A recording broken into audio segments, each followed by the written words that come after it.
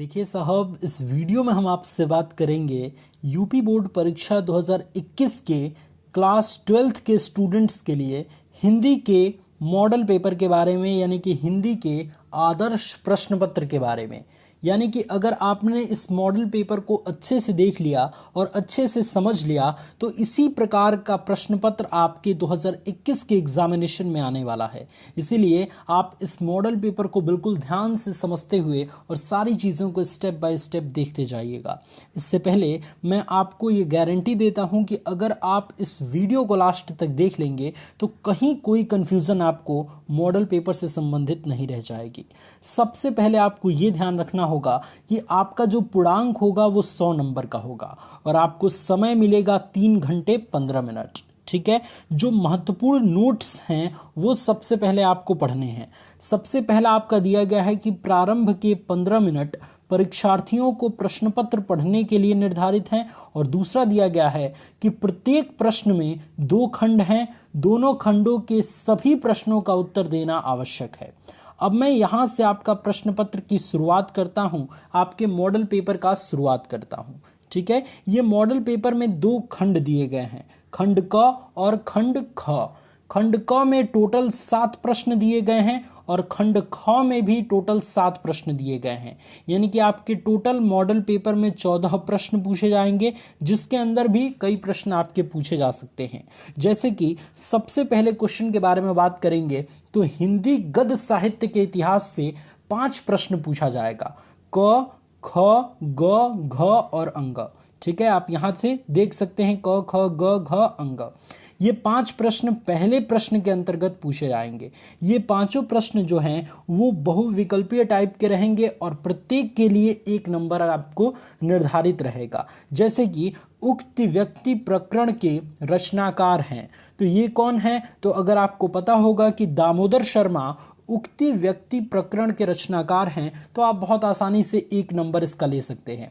इसी तरीके से 5 प्रश्न हिंदी गद्य साहित्य के इतिहास से पहले प्रश्न के अंतर्गत पूछा जाएगा और प्रत्येक प्रश्न के लिए आपका 1 अंक निर्धारित है। तो अगर आपने पहले प्रश्न के सभी प्रश्नों को अच्छे से सॉल्व कर दिया, अच्छे से उसका आंसर दे दिया, तो 5 नंबर आपको पहले प्रश्न के लिए मिल जाएंगे। ठीक है, अब हम बात करते हैं दूसरे प्रश्न की।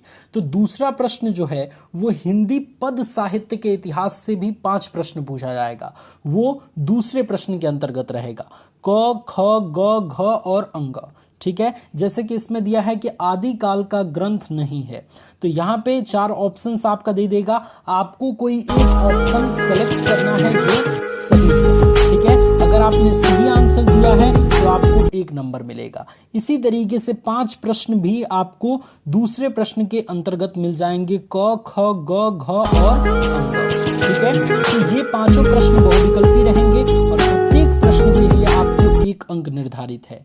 तो पहले प्रश्न से भी आपके 5 नंबर के प्रश्न पूछे जाएंगे और दूसरे प्रश्न से भी आपके 5 नंबर के प्रश्न पूछे जाएंगे। तो यहां तक क्लियर हो गया बात।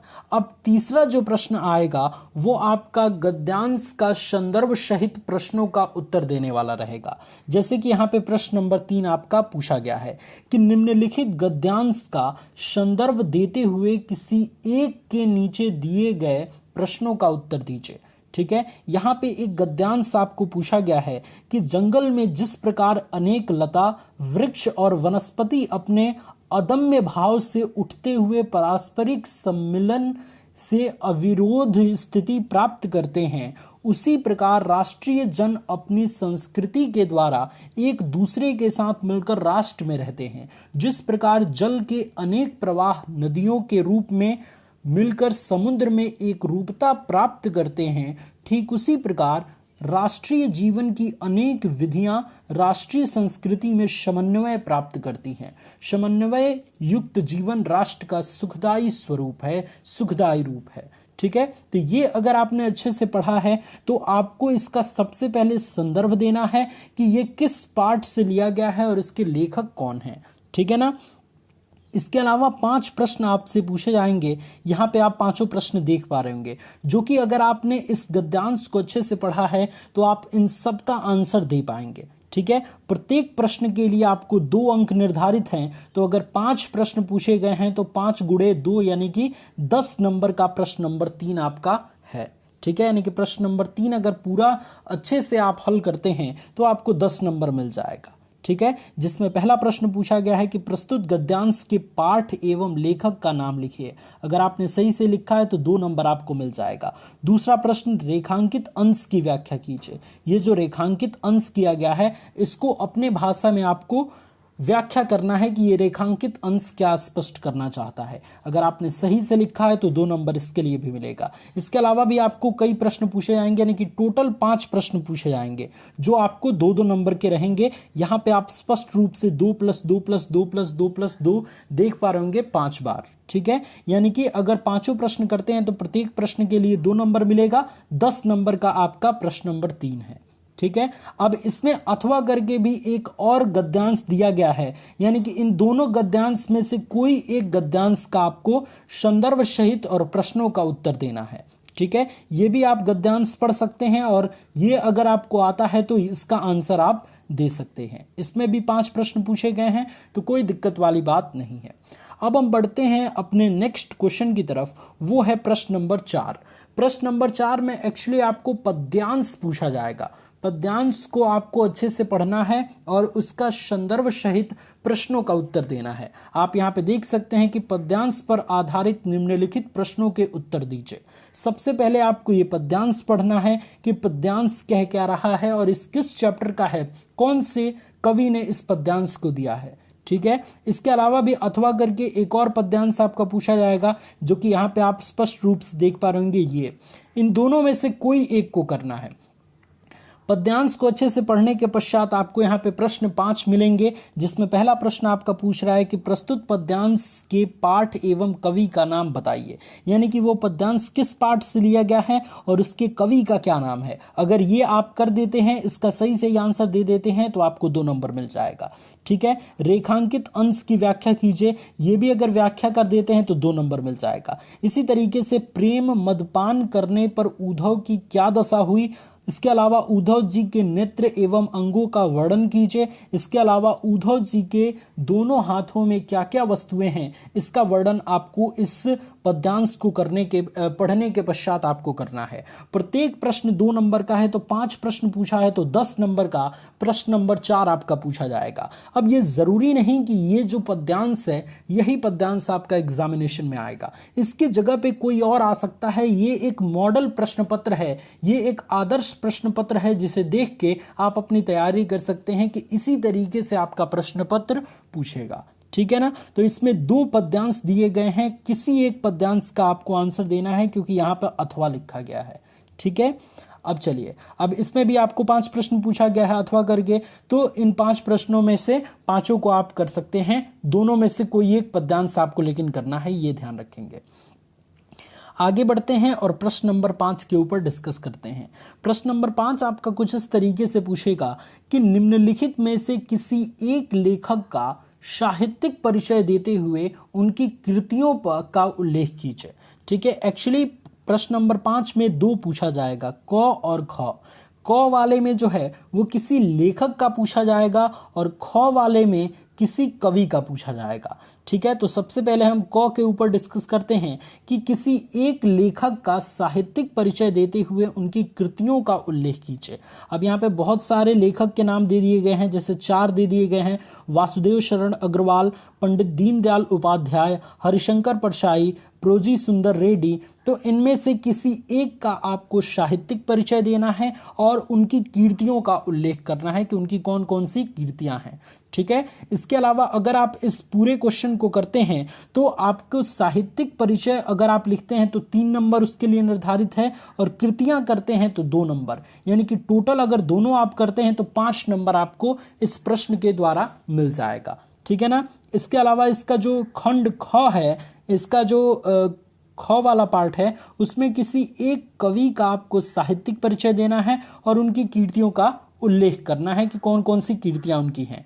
इसमें 4 हैं, जयशंकर प्रसाद, रामधारी सिंह दिनकर, सूर्यकांत त्रिपाठी निराला और अयोध्या सिंह उपाध्याय हरिऔध। तो इन चारों कवियों में से किसी एक कवि का आपको साहित्यिक परिचय और उनकी कृतियों का उल्लेख करना है। साहित्यिक परिचय केवल लिखेंगे तो 3 नंबर मिलेगा, साथ ही साथ कृतियां भी लिखेंगे तो 2 नंबर मिलेगा, यानी कि 3 और 2 5 नंबर का ये भी प्रश्न आपका पूछा जाएगा। तो एक्चुअली प्रश्न नंबर 5 जो है वो 10 नंबर का है।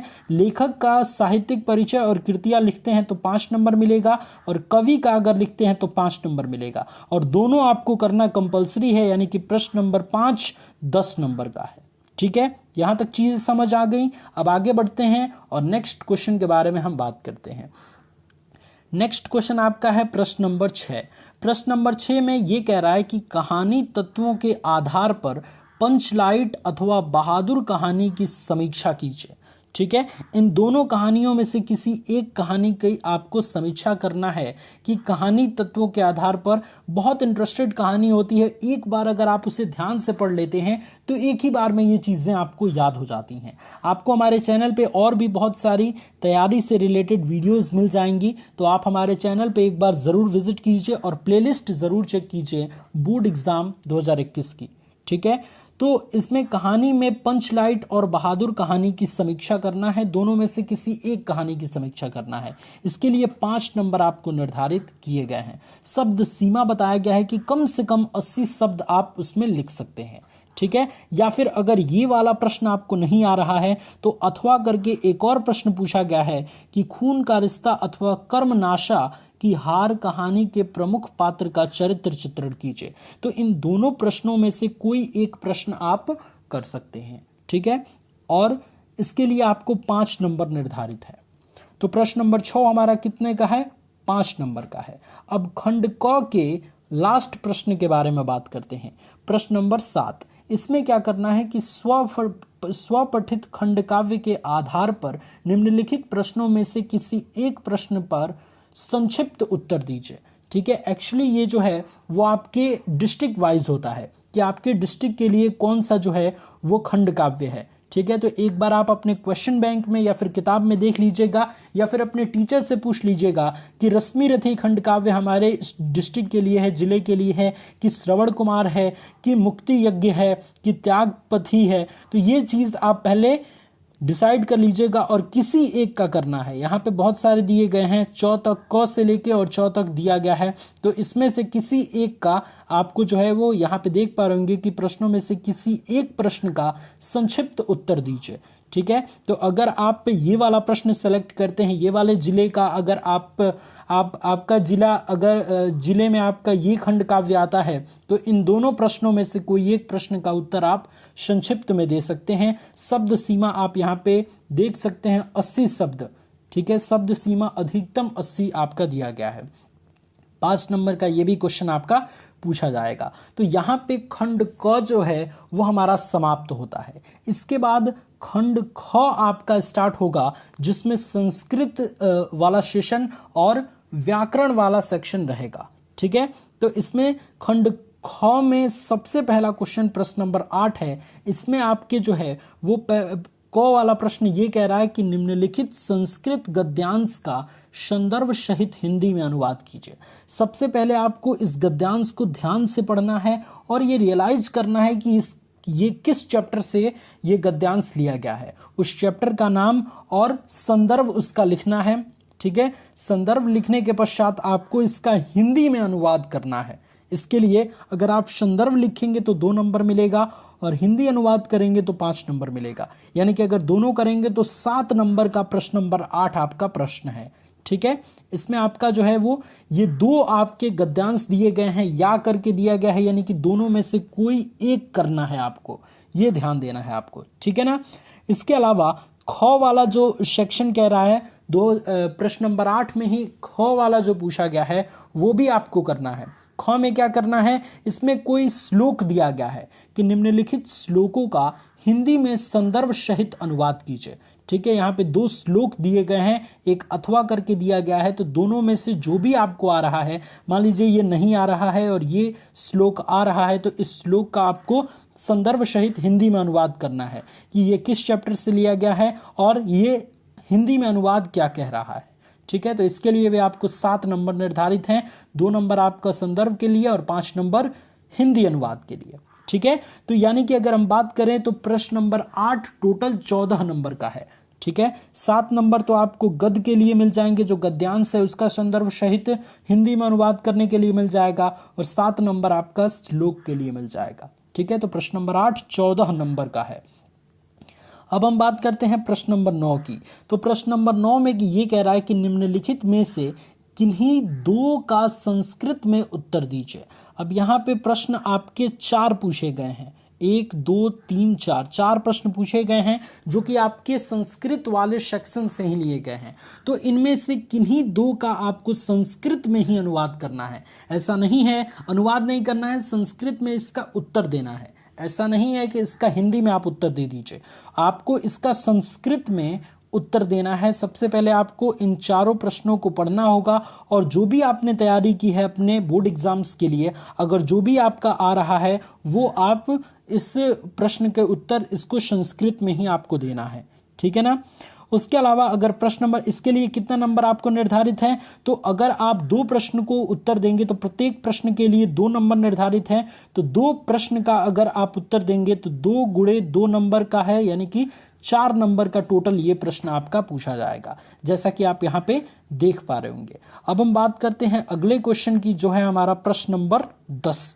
प्रश्न नंबर 10 के अंतर्गत व्याकरण से संबंधित कुछ चीजें पूछी जाएंगी। जैसे इसके अंतर्गत 3 प्रश्न पूछे जाएंगे, क ख और ग।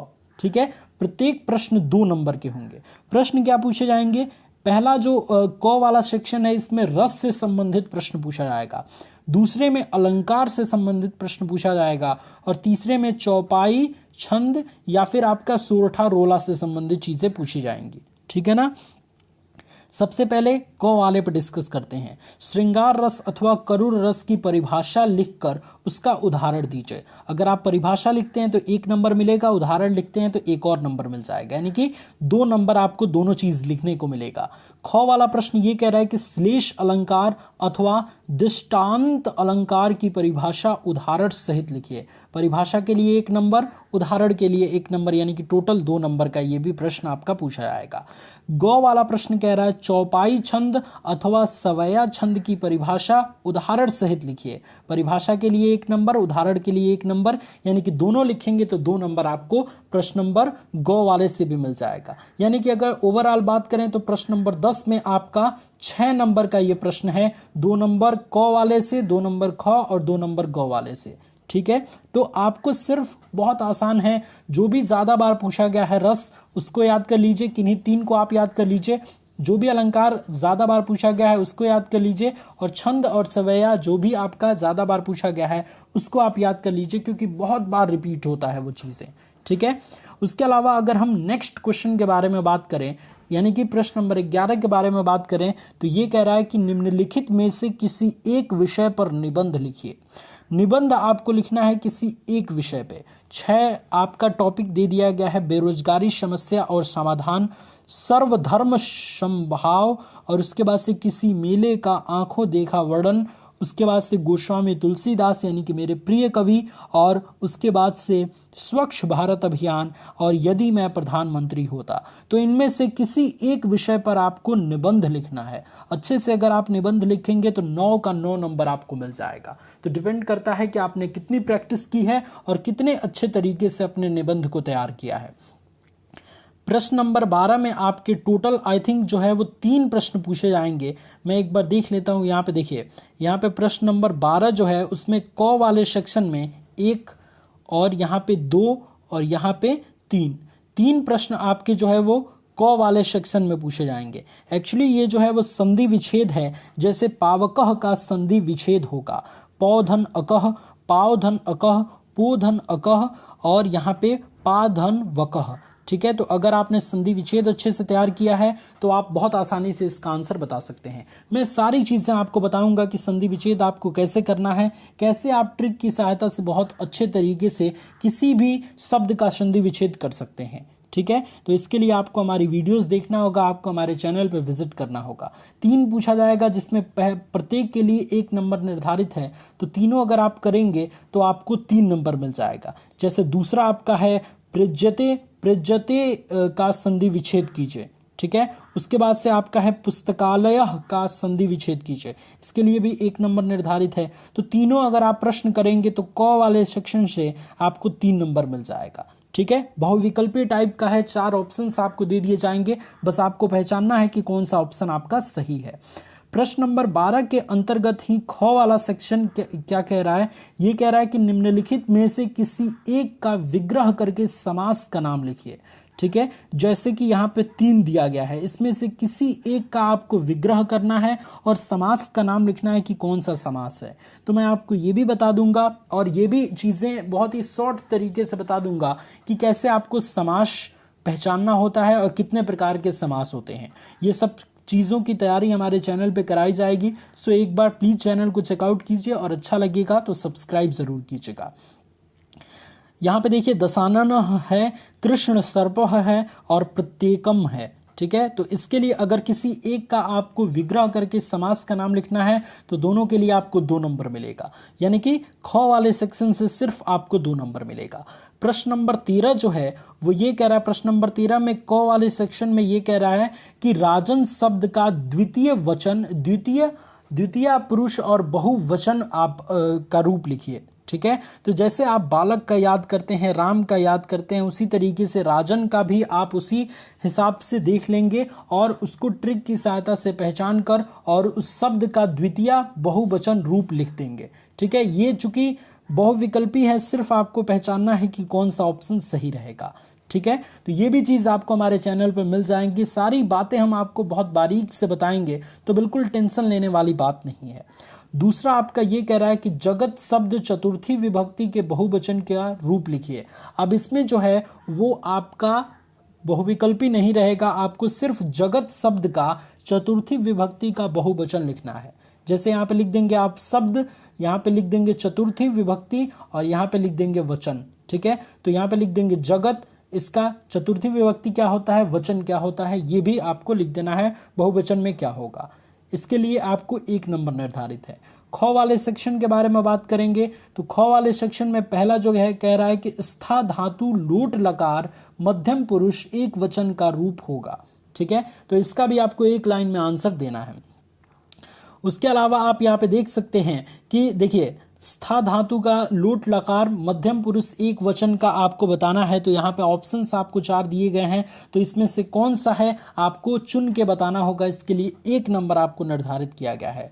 दूसरा पूछा है कि अकरोत का धातु लकार पुरुष और वचन बताइए, यानी कि ये किस धातु का है, इसका लकार क्या है और इसका पुरुष क्या है और इसका वचन क्या है, ये सभी बताएंगे तो आपको 1 नंबर दिया जाएगा।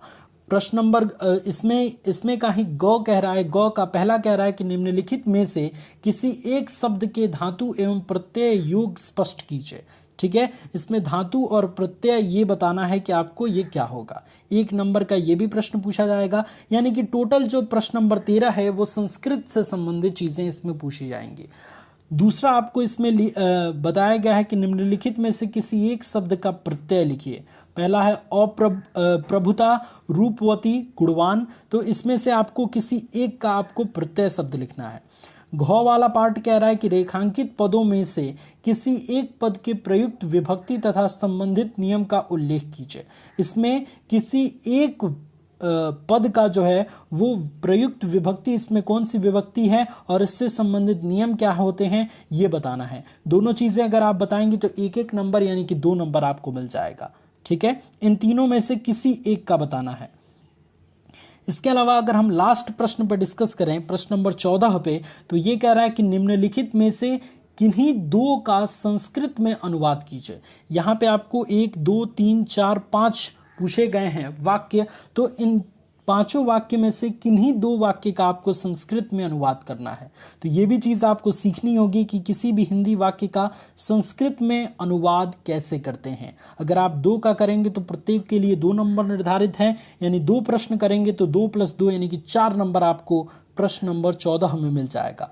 तो इस तरीके से सारा मॉडल पेपर मैंने आई थिंक आपको बता दिया है। अब आपको क्या करना है कि जितनी आप प्रैक्टिस करेंगे, जितने अच्छे तरीके से अपने प्रिपरेशन को करेंगे उतनी ही अच्छी तरीके से आप इससे हिंदी मॉडल पेपर को अच्छे से कर सकते हैं और हिंदी में ज़बरदस्त नंबर ला सकते हैं। अगर आपको हमारी वीडियोस पसंद आई, ये वीडियो अच्छा लगा तो इस वीडियो को लाइक कीजिए और ऐसी ही वीडियोस हर मॉडल पेपर पे देखना चाहते हैं तो वीडियो के डिस्क्रिप्शन में लिंक ज़रूर चेक कीजिएगा। अभी हम सबसे पहले हिंदी का मॉडल पेपर बना रहे हैं, इसके आगे जो है वो बहुत सारे जितने भी सब्जेक्ट हैं आपके 12th क्लास के वो सब पे ऊपर हम मॉडल पेपर बना देंगे। तो एक बार डिस्क्रिप्शन ज़रूर चेक कीजिए, हो सकता है कि बना दिया गया हो और आपको लिंक प्रोवाइड करा दिया गया हो। ठीक है ना। अगर आपको ये वीडियो पसंद आया तो इस वीडियो को लाइक कीजिए और हमारे चैनल से तैयारी करना चाहते हैं तो इस चैनल को सब्सक्राइब ज़रूर कीजिए और इसकी सभी वीडियोस को ज़रूर देखिए। इस वीडियो को देखने के लिए बहुत बहुत धन्यवाद।